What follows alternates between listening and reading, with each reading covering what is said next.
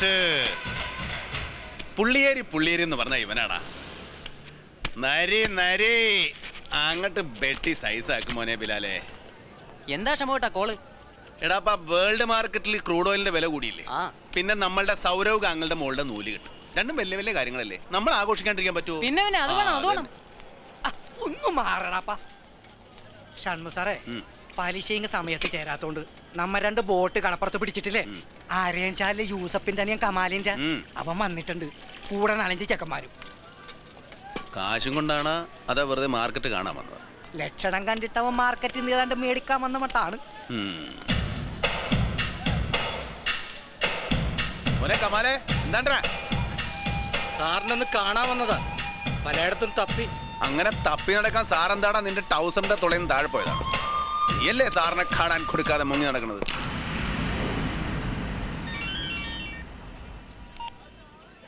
ഷൺമുഖൻ.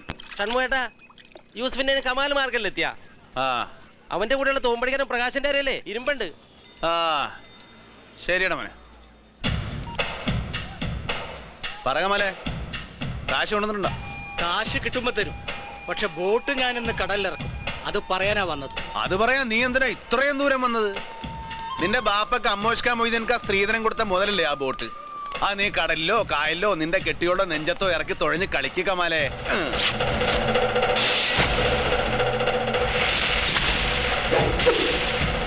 തീട്ടം വെട്ടിയാ മുറിയാത്തൊരു പിച്ചാത്തിയിട്ട് ഇറങ്ങിയിരിക്കാണ് ഷൺമുഖനെ ക്ഷവരം ചെയ്യാൻ.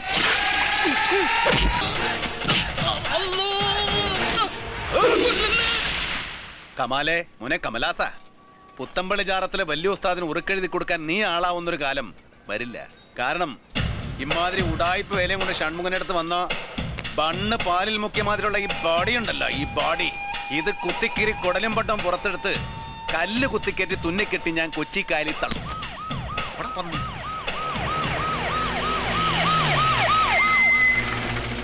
ഷൺമുഖ